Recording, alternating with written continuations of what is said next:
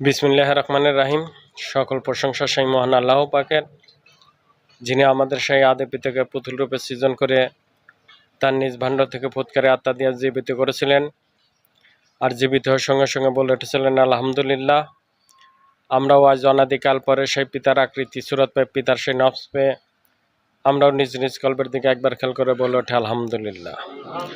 অতঃপর যে নবীন নবীতে আমরা হাজির হয়েছি, তিনি হলেন বিশ্ব নবী, সকল নবীন নবী, সকল সৃষ্টির নবী এবং ইসলাম ধর্মের প্রচারকারী এবং প্রতিষ্ঠাকারী সেই নবীর শানে একবার খাস দরুদ শরীফ পাঠ করি। আল্লাহুম্মা সাল্লি আলা সাইয়্যিদিনা মাওলানা মুহাম্মাদিন রাসূলিল্লাহ ইসলাম।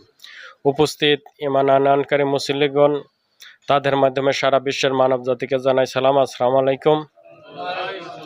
আমি আদম নূরের বাণী সারা বিশ্বের মানব জাতিকে পৌঁছা দিচ্ছি। আমি নফসের জাতে আদম বা রব্বের জাতে আদম। আজ জুম্মাবার, প্রত্যেক জুম্মাবার এই আদম নূরের মূল মুর্শিদ হযরত আমির আলী আত্মসত্তায় বিলায়েতি তিনি খুতবা দিতেন। তার অনুপস্থিতিতে আমি খুতবা দিচ্ছি। আজ জুম্মাবার সকল ঈমান আনয়নকারী মুসল্লিগণ উপস্থিত হয়েছেন সালাত আদায় করার জন্য।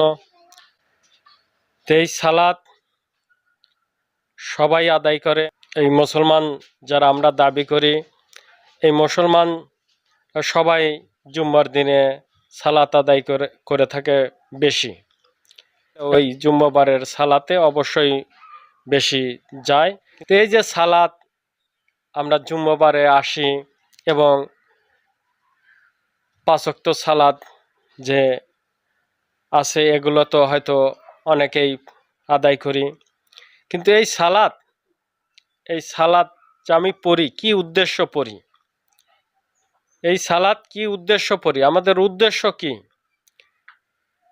আমাদের উদ্দেশ্য হলো, বেশিরভাগ আমরা উদ্দেশ্য করি যে আমার সালাত পড়ে আমাদের যাতে আয় রোজগার বাড়ে, আমরা যাতে আমার বাবা মাকে সওয়াব দান করো, যারা মারা গেছেন তাদেরকে সওয়াব দান করো, আমি যাতে ভালো হলে থাকতে পারি, আমার রেজেক বাড়া দাও, এমনিভাবে অনেক কিছু নিয়ে আমরা আল্লাহর কাছে প্রার্থনা করে থাকি। কিন্তু কোরআনে বলা হয়েছে আকিমুস সালাত, সালাত এ কায়েমি হও। কিন্তু এই সালাতে যে কায়েমি হব, এই উদ্দেশ্য নিয়ে আমরা কেউই সেই সালাত আদায় করি না। উদ্দেশ্য হলো আমরা কিভাবে ভালো থাকব, কিভাবে আমাদের সেই সওয়াব কামাই করব, কিভাবে আমার সেই মাতা পিতা কবরে আছে তার দোয়ার জন্য আমি সালাত পড়ে এইগুলো আমরা বিতরণ করি। কিন্তু উদ্দেশ্য দেখা যায় যে আমার বলতে কি থাকলো, এই সালাত যে আমি আদায় করলাম, এই সালাত যে আমি পড়লাম, কিন্তু এই সালাত পরে আমার সব কিছু দিয়ে দিলাম, আমার বাবা মাকে, আমার দাদা দাদিকে, আমার আত্মীয় স্বজনকে, সবাইকে দিয়ে দিলাম, কিন্তু আমার বলতে কি থাকলো? যেরকম ধরেন আমি একটা কাজে গেলাম, কাজে যেয়ে আমাকে পাঠের দাম দেওয়া হলো 500 টাকা, তা আমার ছোট ভাইকে দিয়ে দিলাম 100 টাকা, আমার বড় ভাইকে 100 টাকা, আমার দাদা দাদিকে 100 টাকা, এমনিভাবে দিয়ে 500 টাকা 5 জনে দিয়ে ফুরো ফেলালাম বা 10 জনের মধ্যে ভাগ করে দিলাম, কিন্তু আমার বলতে কিছু থাকলো না। কিন্তু এই সালাত পরে আমিও ঠিক তেমনিভাবে সকলকে দিয়ে দিলাম, কিন্তু আমার বলতে কিছুই রাখলাম না।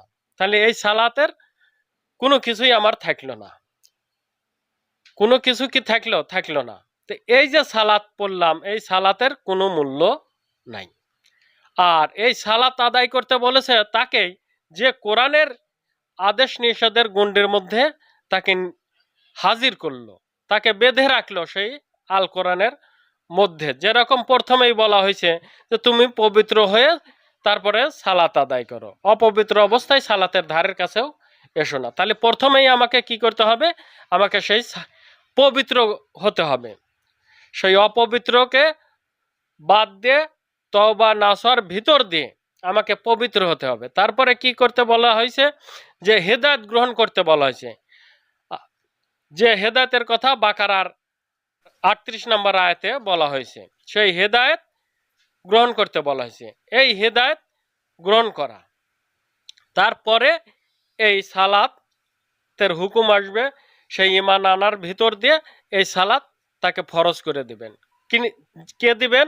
যিনি সেই হেদায়েত নিয়ে আসবেন, যিনি সেই কোরআনকে বাস্তবায়ন করেছেন, যিনি সেই কোরআনের হুকুম আদেশের ভিতর দিয়ে নিজেকে গড়ে তুলেছেন, তার উপরে আসবে সেই হেদায়েত। তিনি সেই হেদায়েতের ভিতর দিয়ে এই বুনি মানুষকে, জাতহীন মানুষকে, তাকে সেই জাতে নিয়ে সেই ঈমান এনে দিবেন সেই জাতের নফসির উপর, এবং সালাত দিবেন সেই জাতের সুরতের সালাত।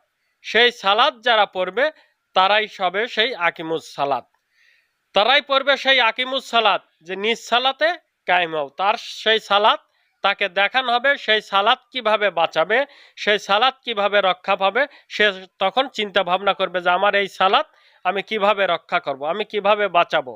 তখন এই চিন্তা ভাবনা করবে। তখন চিন্তা ভাবনা ওইটা থাকবে না যে আমার এই নামাজ পড়ে অমকে দিয়ে দিলাম সওয়াব, অমকে দিয়ে দিলাম এটা, অমকে দিয়ে দিলাম আমার সালাতের এই ই।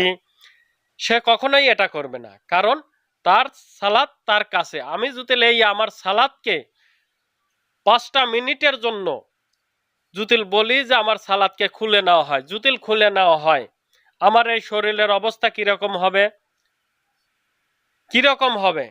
আসলে মানুষ, আমরা মানুষ হয়েছি, কিন্তু আমরা কেহই সালাত সালাত বলি। কোরআনে 82 বার সালাত কায়েম করার কথা বলা হয়েছে, কিন্তু এই সালাত কি আমরা আজও পর্যন্ত জানতে পারলাম না। যে কারণে আমরা সালাতকে চিনিও না, জানিও না, সেই সালাতের যত্নও নিতে পারি না। আগে জানতে হবে যে এই সালাত কি, আগে বুঝতে হবে এই সালাত কি, তবে গেছেন সেই সালাতে কায়েমি হওয়া যাবে। যতদিন সেই সালাতকে জানবো না, চিনবো না, বুঝবো না যে এই জিনিসটা, ততক্ষণ আমি সেই জিনিসটাকে রক্ষা করতে পারবো না, সেই সালাতে কায়েমি হতে পারবো না। তাই এই যে বীরত্ব অলিত্ব চলছে, কেহই বলতে পারে না যে এই সালাত এই জিনিস, এর পরিচয় এই সালাত বলতে তোমার সাথে এটা দেওয়া হলো, কোনো মানুষ বলতে পারে নাই। তাই আদম নূর আল কোরআনকে বাস্তবায়ন করে আল কোরআনের সেই হেদায়েত নিয়ে আপনাদের সামনে দণ্ডায়মান হয়েছেন। তাই তিনি সেই দণ্ডায়মান হয়ে সেই আদম নূরের সালাত তিনি অর্জন করে সারা বিশ্বের মানব জাতির কাছে সেই হেদায়েত নিয়ে দণ্ডায়মান হয়ে সেই হেদায়েতের মাধ্যমে সেই সালাত বুঝিয়ে থাকেন। যারা আমরা সেই আদম নূরের কাছ থেকে হেদায়েত নিয়েছি, তারা প্রত্যেককেই জানি যে এই সালাত কি, কিভাবে একে রক্ষা করা যাবে, কিভাবে আমাকে কায়েম করা যাবে, আমি কিভাবে আমি এই সালাতে কায়েমি হব, সকল বিষয় সেই হেদায়েতিগণ জানে। এবং কোরআন কি বলছে, কোরআনের আদেশ কি বলছে, কোরআনের নিষেধ কি বলছে, এই হেদায়েতিরা সকলেই জানে। এবং তাকে সেই তওবা নাসওয়ার ভিতর দিয়ে তাকে পবিত্র এনে সেই আদম নূরের নূর যেটাকে বলা হয় তার উপর ঈমান এনে আদম নূরের সালাত তাকে পড়িয়ে দেওয়া হয়েছে। আজ থেকে তাকে চিহ্নিত করা হয়েছে যে এই যে তোমার সালাত, আজ থেকে একে তুমি যত্ন নেবে, একে ভালো করবে, এবং এ যাতে তোমার কাছ থেকে ছুটে না যায় তার ব্যবস্থা করবে। একে তোমার জানা চেনার ভিতর দিয়ে, তোমার সেই ইবাদতের ভিতর দিয়ে তোমাকে দেওয়া হলো, তুমি যাতে একে তোমার করে নিয়ে তুমি যাতে এই আকিমুস সালাত কায়েম করে আল্লাহর কাছে ফিরে যেতে পারো। বিসমিল্লাহির রহমানির রহিম। সকল প্রশংসা সেই মহান আল্লাহ পাকের। তাই যারা সেই সালাত চেনে না, যারা সেই সালাত বোঝে না, তারা কখনোই এই সালাতের কখনোই যত্ন নিতে পারবে না, এই সালাতে কায়েমিও হতে পারবে না। যাই এতদিন এর ভিতর আপনারা দেখেছেন যে পীরত্ব আসলো, অলিত্ব আসলো, ফকিরি দরবেশি আসলো, কেহই এই সালাত কি যদি জিজ্ঞেস করা হয় যে এই সালাত কি, কেউ বলতে পারবে না। তারা বলবে যে এই নামাজ পড়া, এই নামাজ পড়া। আসলে এই নামাজ পড়া যদি হতো তাহলে এতদিন অনেকেই এই সালাত আকিমুস সালাত কায়েম করতে পারতো। কিন্তু এই সালাত যে এই নামাজ পড়া না, এই সালাত যে আকিমুস সালাত যে এই নামাজ পড়লে কায়েম হয় না, আদম নূরের কাছে আসলেই বোঝা যায়। আদম নূরের সেই হেদায়েত গ্রহণ করলেই সে বুঝতে পারে যে এই সালাত আসলে এতদিন আমি যে নামাজ পড়েছি, আসলে এই নামাজ পড়ে আমার সেই সালাত আকিমুস সালাত কায়েমি হতে পারি নাই, করতে পারি নাই।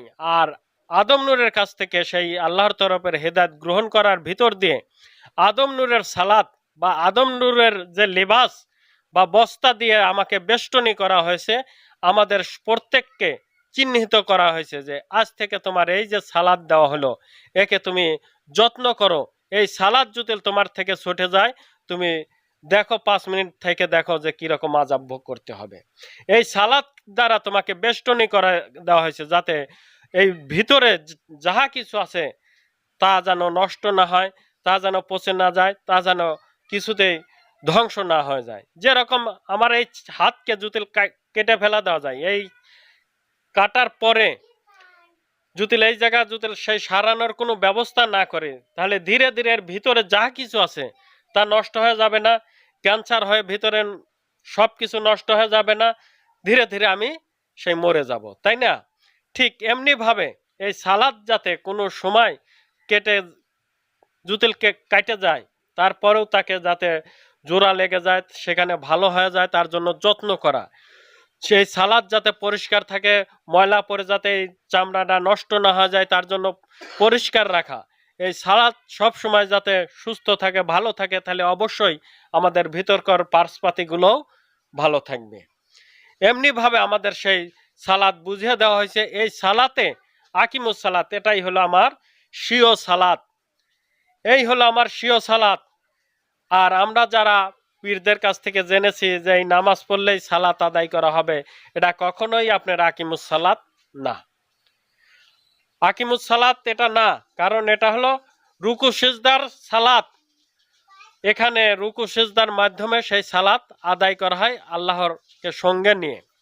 আমি আমার সকল কিছু নিয়ে আল্লাহর উদ্দেশ্যে নিয়ে সালাত পড়ি বা নামাজ পড়ি। আর এই আকিমুস সালাত বলতে আমার সাথে যে সালাদ দিয়ে বেষ্টনী করে আমাকে ফুটিয়ে তোলা হয়েছে, আমার চামড়ার দ্বারা আমাকে যে আমার জীবনকে ফুটিয়ে তোলা হয়েছে, এই আকিমুস সালাত বলতে আমার স্বীয় সালাত হলো আমার যে চামড়ার দ্বারা বেষ্টনী করে দেওয়া হয়েছে, ফুটিয়ে তোলা হয়েছে, একেই বলা হয় আকিমুস সালাত। তাই আদম নূর আপনাদের কাছে সেই সত্য নিয়ে উদয় হয়েছেন। আদম নূর সেই কোরআনের বাস্তবায়ন করে সকল সত্য তার ভিতর ন্যস্ত হয়েছে। আর মহান আল্লাহ পাক বাকারার 37 নম্বর আয়াতেও বলেছে, আমার সকল কালাম আমি আদমকে শিখিয়ে দিয়েছি। তাই সকল কিছু যাহাই কিছু বলেন আপনারা, গোপন জাহের যাহা কিছু বলেন, সকলেই সেই আদম নূরের কাছে আছে। আদম নূরে আপনাকে পারে সকল কিছুর পরিচয় দিতে, সকল কিছুর পরিচয়ে আনতে।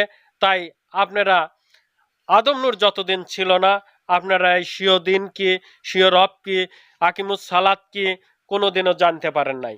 ইমান কি, ইমানের পরীক্ষা দিয়ে সার্টিফিকেট গ্রহণ করা, এগুলো কোনোদিনও জানতে পারেন নাই, এবং কেউ সেই সার্টিফিকেট পরীক্ষা দিয়ে কেউ সার্টিফিকেটও গ্রহণ করতে পারে নাই। আজ আদম নূর সেই কোরআনকে বাস্তবায়নে এনে আদম নূরের উপর পরীক্ষা দিয়ে, আল্লাহ নূরের উপর পরীক্ষা দিয়ে তিনি সেই আদম নূর বা আল্লাহ নূর হাসিল করে সকল মানুষের সামনে দণ্ডায়মান হয়েছেন। সুবহানাল্লাহ, সকল সত্য নিয়ে। তাই আজকে আদম নূরের কাছ থেকে আপনারা জানতে পারতেছেন যে এই আকিমুস সালাত কি, স্বীয় সালাত কি, স্বীয় দিন কি, স্বীয় রব কি, স্বীয় সুরত কি, এবং সেই ইমান কি, যা এতদিন পর্যন্ত আপনারা কারো কাছ থেকে জানতে পারেন নাই, বুঝতে পারেন নাই। তাই আদম নূর এসে সকল কিছুর পরিচয় ঘটিয়ে দিচ্ছে। নূর মহান আল্লাহ পাক আদম শফিউল্লাহকে ফুৎকারে দিয়েছিলেন, সেই নূর তিনি এই পৃথিবীতে অর্জন করে সারা বিশ্বের মানব জাতির কাছে দণ্ডায়মান হয়েছেন আদম নূর হিসাবে, আদম নূর হিসাবে। আর সকল কিছুই তার ভিতর সেই মহান আল্লাহ পাক দিয়েছেন।